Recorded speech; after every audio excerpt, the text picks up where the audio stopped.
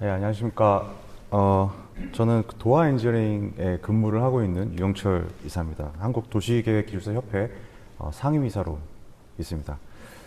오늘 앞에 지금 교수님께서 발표하신 자료를 제가 현장에서 처음 봤는데요.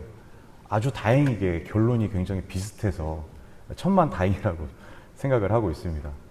저는 그 실무자고요.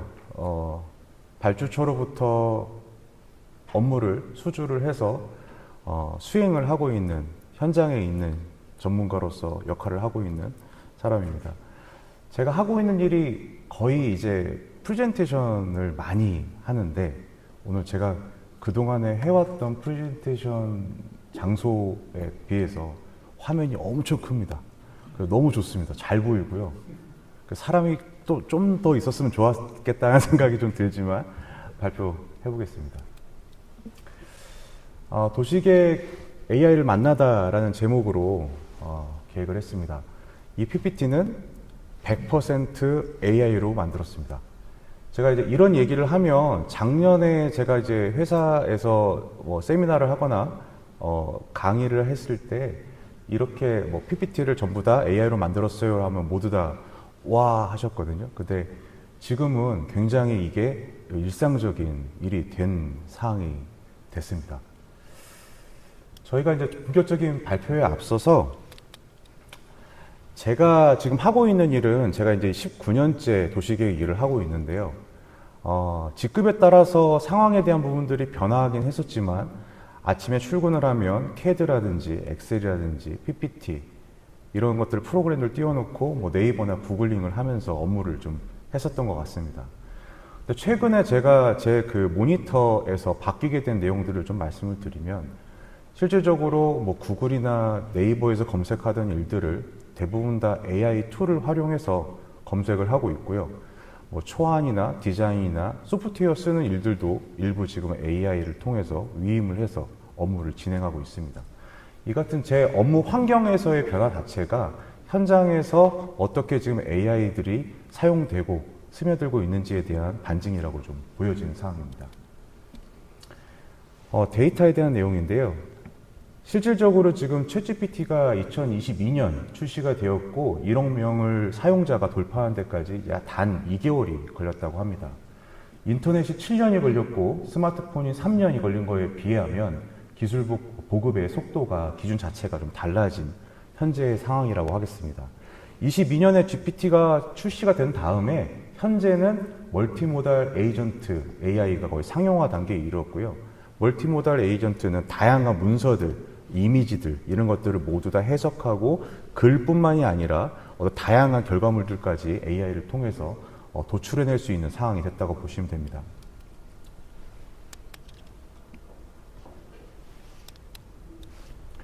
사스포칼립스입니다. 이게 지금 많이들 들어보셨을 거라고 생각을 합니다. 소프트웨어 기업들이 겪고 있는 굉장히 어려움인데요. 실질적으로 소프트웨어 기업들이 인간이 이거를 활용할 수 있게끔 만들어 놓은 소프트웨어들이 AI들이 직접적으로 이 과정에 대해서 이 위임을 받아서 수행을 하게 됨으로써 굉장히 이제 위기가 닥쳤다라고 하는 이야기고요. AI가 700명의 고객 서비스에 대한 업무 처리를 좀 하고 있고, 계약직 작가가 100% AI로 대체된다. 전 세계 3억 개의 일자리가 자동화가 가능하고, 맥킨지 같은 경우에는 저게 23년에 발표됐던 자료라고 알고 있는데, 전문직 업무의 30%가 AI로 대체될 것이다. 라고 발표한 다음, 최근에 25년에 발표한 자료에 따르면 이 수치가 57%로 약 2배 가까이 뛴 것으로 보여지고 있습니다.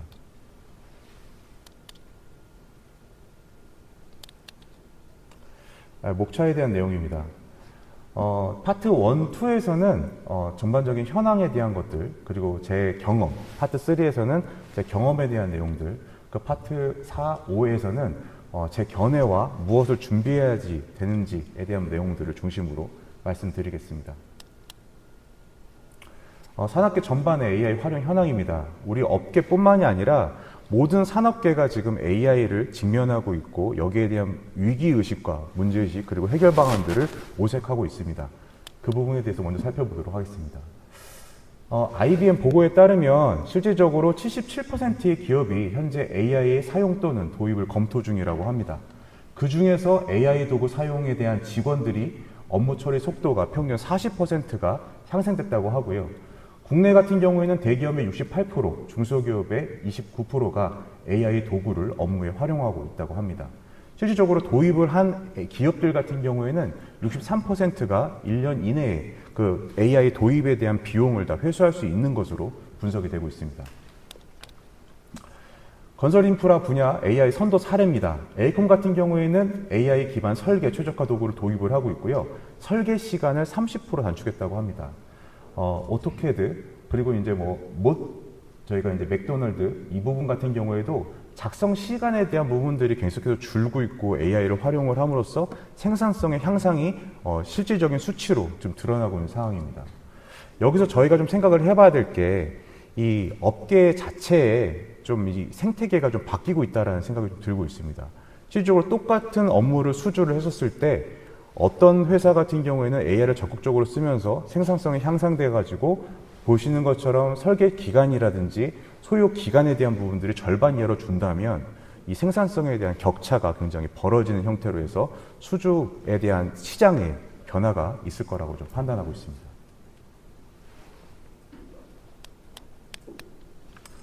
국내 주요 기업의 AI 도입 현황입니다. 삼성전자는 사내에 가우스라고 하는 AI 어시스턴트를 배포해서 사용하고 있고요. 현대건설 같은 경우에는 AI를 통해서 안전이라든지 공정에 대한 관리 시스템을 현장에 도입하고 있습니다. 롯데건설은 설계 AI로 견적서와 시방서를 자동 생성을 하고 있고요. 대우건설 같은 경우에는 BIM AI 부동화 플랫폼을 통해서 설계 오류를 사전에 검출하고 있습니다. LH건설 같은 경우에는 AI 기반 주거복지 수요 예측 시스템을 구축을 해서 AI를 적극적으로 사용하고 있습니다. 건설 부동산 인프라 분야가 AI 전환이 가속화되고 있다라고 보시면 될 것 같고, 이 같은 경우에서 저희가 좀 주안해야 되는 부분들은 여기에 언급됐던 회사들이 대부분 다 저희 설계 엔지니어링사 입장에서 봤을 때 협력사이자 발주처입니다. 이 발주처가 실질적으로 AI 도입을 통해서 설계 업무까지 내재화할 수 있는 역량들을 고민하고 있다라고 하는 부분들이 저희가 봤을 때는 굉장히 좀 중요한 포인트가 될 거라고 보고 있습니다.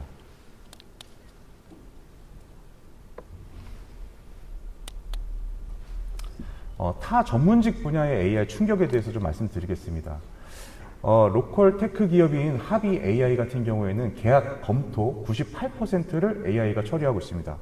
우리나라에도 이 부분들이 들어와서 이용하고 있다고 하고요. 법무법인 신규 채용에 대한 부분들이 30% 이상 감소한 상황입니다. 금융 쪽에서도 이제 블랙락 같은 경우에 AI를 통해서 애널리스트의 업무 40%를 대체를 하고 있다고 하고요. 의료 같은 경우는 이미 영상 판독에 대한 부분들이 AI화 되면서 의사보다 훨씬 더 정확한 수준의 의사 수준의 AI 판독 결과가 있다라고 판단을 하고 있습니다. 이 세 가지 전문직에서의 분야의 그 AI에 대한 부분들이 도시계획 분야에도 똑같이 적용될 것이라고 보고 있습니다. 산업계가 저희가 우리에게 던지는 질문입니다. AI 도입은 현재에서는 이제 트렌드가 아니라 생존 조건이 되고 있으며 위협받는 것이 단순 업무가 아닌 전문직의 인지 업무까지도, 그러니까 저희가 과거에서 AI를 활용했을 때 여기까지는 못하겠지 했던 것들도 점점점 그 장벽들이 AI가 전문가의 영역으로 들어오고 있는 현실이 되겠습니다. 실질적으로 AI가 전문직의 전문가들을 대체할 것이냐 이런 질문에 대해서는 도구를 먼저 쓰는 사람들이 실질적으로 AI를 쓰면서 도시계획을 하는 사람들이 AI를 쓰지 않는 도시계획을 하는 사람들을 대체해 나가는 형태로 변화할 것으로 보여지고 있습니다. 도시계획 분야는 어디에 서 있는가 이 부분을 고민해 볼 때가 된 것 같습니다. 도시계획 업계의 AI 활용 현황입니다. 우선 해외 사례입니다. 싱가포르 같은 경우에는 이제 버추얼 싱가포르라고 해서 이제 디지털 트윈을 구축을 해서 AI 시뮬레이션으로 도시계획의 의사결정을 지원하고 있습니다. 헬싱키 같은 경우에는 교통, 인구, 에너지 데이터에 대한 부분들을 AI를 통해 분석을 해서 시나리오별로 도시 성장에 대한 자동 생성, 시나리오를 생성을 하고 있습니다. 두바이 같은 경우는 조금 더 적극적으로 AI 기반 토지 용계 분석, 개발 허가 자동 심사 시스템까지 운영하고 있는 것으로 나와 있습니다. 저희가 이제 도시계획과 AI라는 측면에서 봤을 때 주요 기술 영역에 대한 부분입니다. 총 5가지를 좀 언급을 해놨고요. 첫 번째는 공간 빅데이터 분석, 두 번째는 교통 시뮬레이션, 그리고 세 번째는 토지용 최적화, 네 번째는 환경, 경관 분석에 대한 내용입니다. 다섯 번째는 주민 의견 분석에 대한 부분인데요. 여기 다섯 가지 언급을 드린 거에서 1번부터 4번은 정량화된 데이터를 통해서 데이터를 구축하고 분석하는 업무라고 하면 5번은 실질적인 주민 의견을 자연어 처리 능력을 통해서 민원을 분류하고 계획에 대한 반영 내용으로 유의미하게 바꾸는 형태라고 보시면 될 것 같습니다. 여기에서의 어떤 데이터들이 AI를 통해서 구현이 가능하고 전문가가 개입해야 되는지 이런 부분에 있어서 좀 주안할 수 있는 부분이라고 보여지고 있습니다. 국내 도시계획 AI 활용 현황입니다. 공공 같은 경우에는 국토연구원에서 AI 기반 모니터링 시스템을 구축하고 있고요. 서울시 같은 경우에는 AI 교통 신호 최적화, 그 다음에 이제 세종시 같은 경우는 자율주행 특화 도시로서 AI 교통관리 시스템, LH나 SH 같은 경우에는 AI 기반의 주거복지 수요 예측과 공가 관리에 대한 부분들을 AI를 활용하고 있습니다. 공공에서는 운영을 중심으로 AI를 활용하고 있고요. 실질적으로 도시계획의 본질적인 저희 업계에서 바라보고 있는 본질적인 업무라고 할 수 있는 계획이라든지 보고 작성에 대한 부분들은 아직은 좀 초기의 상황이라고 좀 보실 수 있습니다. 엔지니어링사 같은 경우에는 일부 선두기업 중심으로 자체 AI 플랫폼을 구축해서 이런 부분에 좀 대응을 하고 있는 상황이 되겠습니다. 도시계획 단계별 AI 활용 가능 영역이라고 좀 분류를 해봤는데요. 자료조사 정리나 문헌검색 요약, 보고서 초안 작성, 문장 교정 이런 부분들은 현재 활용 가능한 AI를 통해서 많은 부분들이 쓰고 있는 상황입니다. 이거 같은 경우에는 활용하는 즉시 생산성이 향상될 수 있는 효과를 누릴 수 있는 부분이고요. 현재 저희 업계에서 도입 실험 중인 부분들은 법령 검토 및 법적 근거에 대한 요약, 그리고 이제 계획 시나리오별 비교 검토 이런 부분들까지도 AI를 통해서 일부 구현을 하고 있는 상황이 되겠습니다. 아직 전문가 영역이라고 보여지는 부분은 자율계획안에 대한 생성된 결과물에 대한 전문가 판단이 필요한 부분들, 그리고 주체 간 갈등 조정 협의, 맥락적 판단은 아직은 AI가 아닌 대체 불가한 영역이라고 보여지고 있습니다.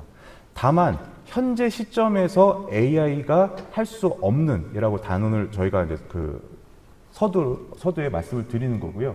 이 부분 같은 경우에는 계속해서 이 진입의 장벽들이나 AI가 할 수 있는 영역이 늘어나고 있기 때문에 계속해서 전문가의 영역이 좁아지고 조금 더 밀도 있게 바뀌는 형태로 변할 것이라고 생각을 하고 있습니다. 제가 최근에 모 시에 간담회를 갔다 왔었을 때 느낀 게 있습니다. 간담회에서 나왔던 내용들이 이제 반도체 클러스터 관련 사업용지 공급 방안에 대한 부분들을 민간 기업들한테 알리는 그런 간담회 자리였는데요. 발표 자료가 딱 봐도 지금 보시는 PPT처럼 AI가 만든 형태의 발표 자료였습니다. 보면서 제가 느꼈던 거는 내용은 충분히 어느 자료든 간에 다 동일하게 충분히 이렇게 수준이 있지만 디자인 측면에서 AI를 활용하는 것을 보면서 이 발주처가 저희한테 소위 발주처가 이 AI를 적극적으로 활용하게 된다면 우리한테 요구되어지는 성과품에 대한 품질도 훨씬 더 올라갈 것이다 라고 좀 생각을 했던 부분에 있어서 굉장히 좀 저에게 좀 충격으로 좀 다가왔던 부분이었습니다. 현장의 체감을 좀 말씀드리면 극과 극입니다. 많이 쓰거나 아예 모르거나. 실질적으로 저희 회사 내에서도 AI를 적극적으로 쓰는 직원들이 있는 반면에 AI를 전혀 활용하지 않는 직원들도 있습니다. 이런 AI 리터러시 자체가 이 전문성의 격차로 이어질 거라고 좀 보고 있습니다.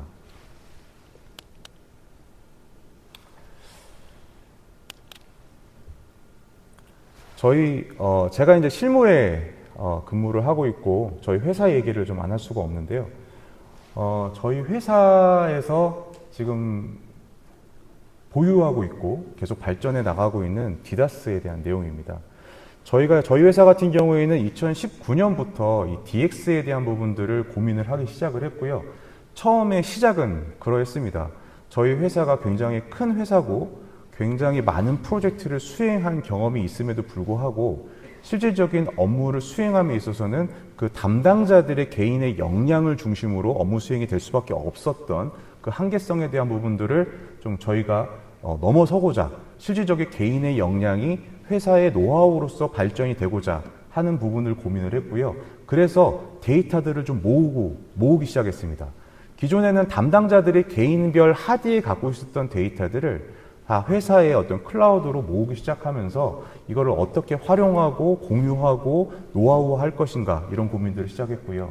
2023년에 전사적으로 확장을 했고 현재는 지금 디다스 2.0이라고 하는 AI 연동 기반 구축에 대한 부분들을 계속해서 진행해 나가고 있는 상황이 되겠습니다. 설계 도구를 좀 설명을 드려야 되는데요. 디다스 안의 내부 구조를 제가 화면에 띄우지는 못하지만 실질적으로 저희 프로젝트를 관리하는 데 있어서의 업무에 대한 부분들, 수행하는 업무들, 그리고 이제 거기 안에 들어가는 설계 도구라든지 자동화에 대한 부분들, 이런 것들을 모두 다 디다스 안에서 작업할 수 있고 구현할 수 있게끔 프로그램이 되어 있습니다. 추가적으로 저희가 2026년에 들어서 새롭게 도입된 탭이 하나 있는데 AI 사례 공유 탭입니다. 지금 현재 3월 기준으로 전사 데이터의 77건이 이 사례 공유에 좀 등록이 되어 있고요.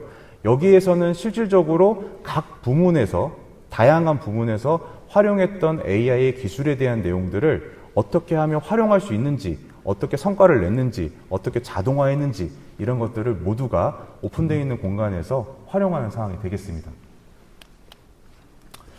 저희가 봤을 때 현재 업계에서 AI의 활용에 대한 부분들은 섀도우 AI입니다. 회사가 공식적으로 인정하는 수준에서의 AI 활용이라기보다는 임직원 각자가 챗GPT나 클라우드나 제미나이를 개인적으로 사용을 함으로써 경험이나 노하우가 조직자산으로 아직은 축적되지 않은 단계라고 생각을 하고 있습니다. 저희가 방향성을 갖고 있는 것은 디다스 2.0의 방향성은 쉐어드 AI입니다. 실질적으로 원클릭 AI를 통해서 GPT나 클라우드나 제미나이가 디다스라고 하는 인터페이스 안에서 구현이 되고요.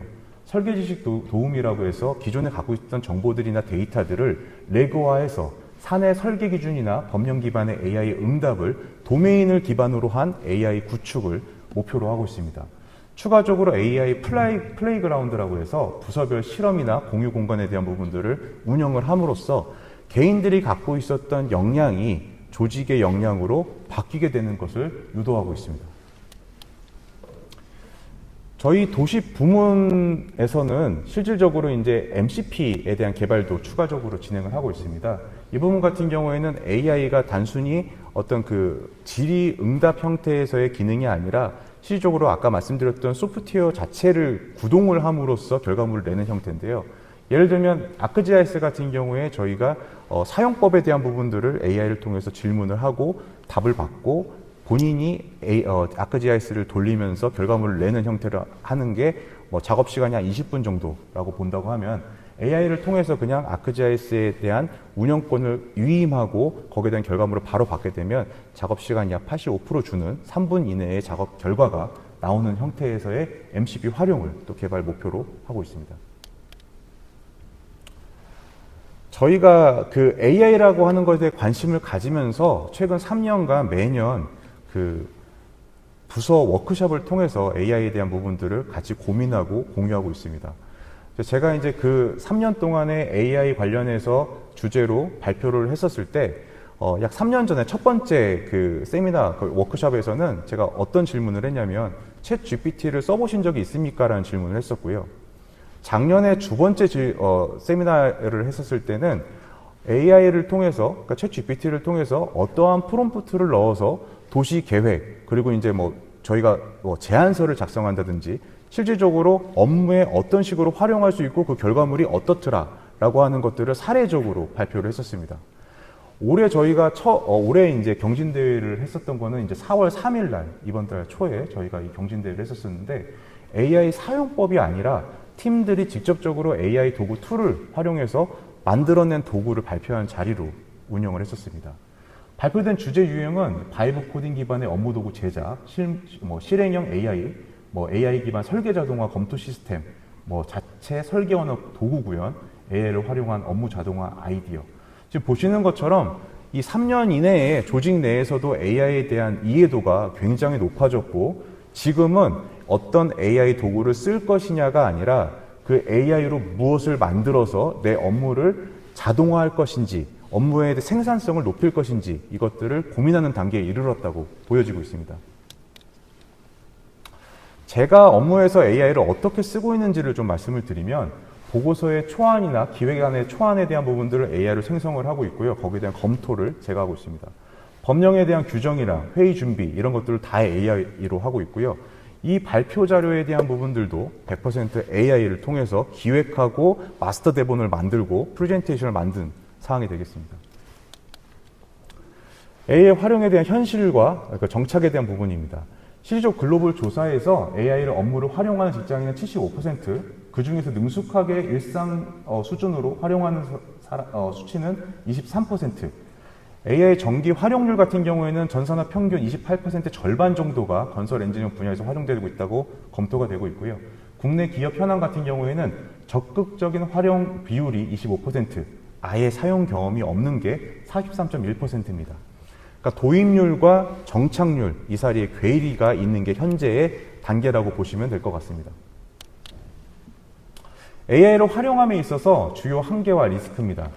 먼저 이제 환각에 대한 부분인데요. 수치적으로 확인됐을 때 GPT-4급 모델 같은 경우에 오답률이 3에서 7%, 그리고 이제 법령고시 정보 같은 경우에는 기합습되어 있는 정보가 과거의 데이터일 수가 있습니다. 이거 최신화가 안 된 부분에 대한 부분들이 있고요. 데이터가 없는 것을 모르고, 그 다음에 저희가 계획에서 필요로 하는 맥락에 대한 부분들의 이해가 좀 어렵습니다. 그 다음에 지금 앞에 이제 교수님께서 한번 말씀해 주셨지만, 현행 법 체계에서 이 AI로 생산된 보고서와 설계에 대한 법적 책임에 대한 귀속이 아직까지는 정립되지 않은 상황입니다. AI가 파트너일까 경쟁자일까 이 부분에 대해서 고민을 좀 해봤는데, 잘 쓰는 사람에게는 압도적인 생산성의 동반자라고 보여지고요.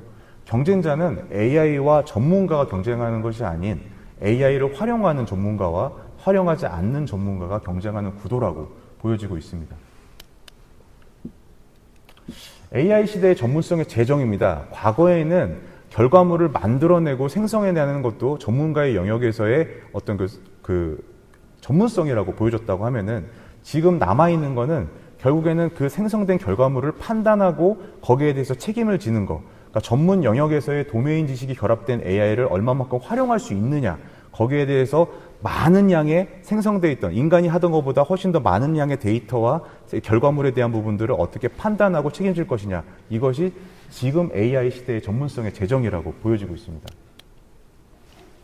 도시계획의 본질은 정답 없는 판단의 공간이라고 보여지고 있고요. 수학 문제가 아닌 이해 충돌이 많고 가치관이 경합하고 미래가 불확실한 공간에서 최선의 선택을 찾아가는 과정이라고 생각을 하고 있습니다.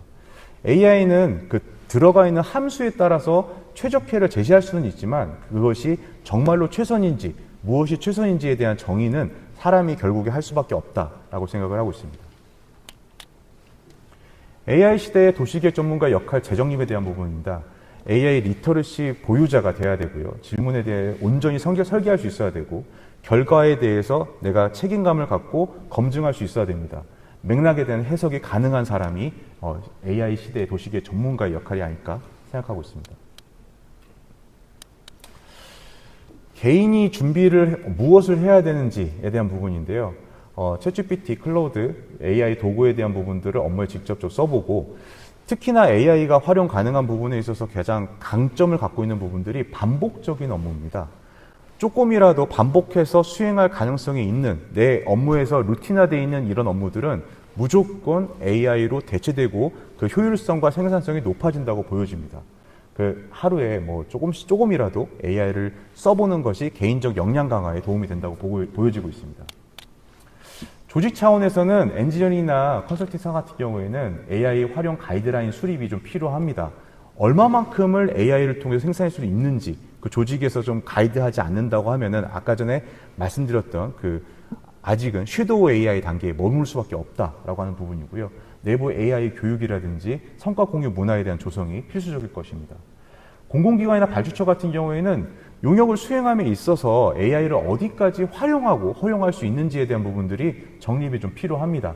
AI 생성 보고서의 검토 기준이 좀 마련을 해야 실질적으로 거기에 대한 부분들이 검증이 돼서 이거에 대한 효용성이 증명되는 부분들이 있어야 될 거라고 보고 있습니다. 학회와 협회의 역할입니다. 국토학회 같은 경우에는 AI 도시계획 연구 아젠다를 선점할 수 있는 현재 지금 포지션을 하고 있습니다. 오늘 같은 이런 학술 대회를 통해서 AI와 도시계획에 대한 문제점을 논의하고 고민을 하고 토론을 하는 것에 대한 부분들도 학회의 역할이라고 보고 있고요. 한국도시기획기술사 협회의 입장에서는 실무적인 지원이 좀 필요하다고 생각을 하고 있습니다. 기술사 자격 체계에 AI 리터러시에 대한 반영이 좀 필요하다고 생각을 하고 있고요. 실무자 대상이나 AI 활용 교육 프로그램 이런 부분들이 역할로서 좀 언급을 해봤습니다. 대학에서는 도시계획 커리큘럼에 AI라든지 데이터에 대한 리터러시 통합이 좀 필요합니다. 실질적으로 지금 학생들이 5년 후에 현장에 나오는 그 동안에는 아마도 기본적인 AI에 대한 업무 이해도가 기본적인 소양이 될 거라고 좀 저는 장담할 수 있을 것 같습니다. 자격이나 면허 제도 측면에서도 도시계획 기사라든지 기술사의 측면에서 이 AI 관련 출제가 검토가 돼야 될 거라고 좀 보여지고 보수교육에서도 AI 활용 실습에 대한 부분들이 의무화돼야 된다고 좀 생각을 하고 있습니다. 발주 제도에 대한 부분들도 AI를 통해서 좀 변화하지 않을까 생각을 하고 있는데요. AI에 대한 활용에 대한 어떤 접근성 그리고 이제 거기 성과품에 대한 품질에 대한 담보 이런 것들 통해서 대가에 대한 산정에 AI 활용에 대한 부분들이 고려돼야 된다고 생각을 하고 있습니다. 오늘 발표의 핵심 메시지는 AI는 이미 현실이고 선택이 아니라 조건입니다. 직업의 소멸이 아니라 전문성이 제정이 되고 있고요. 도시는 정답이 없는 공간이고 그 판단에 대한 책임은 언제나 사람이라고 생각을 합니다. AI 시대의 도시계획 전문가는 기술로 제정이 되지만 처리 능력이 판단 능력으로 바뀌는 상황이 되겠습니다. 마지막으로 이 발표에 대한 제작 프로세스입니다. 기획에 대한 부분들 그리고 이제 마스터 대본화하는 거 전체적으로 어떻게 이 발표 자료를 만들 것인지 이런 것들을 95% 다 AI로 같이 했고요. 상당히 많은 시나리오의 발표 자료들을 생성해내고 만들어냈고 그 중에서 가장 제가 마음에 들고 각색할 수 있는 부분들을 통해서 마스터 대본을 선택을 했습니다. 그리고 결과론적으로 이 PPT, 그러니까 발표 자료를 만드는 거는 전체 작업 시간의 5% 정도로 할애를 했고 이거 역시도 하나의 시나리오가 아니라 다양한 시나리오들을 PPT화함으로써 그 중에서 가장 저에게 마음에 드는 부분들을 발표 자료로 제출한 사항이 되겠습니다.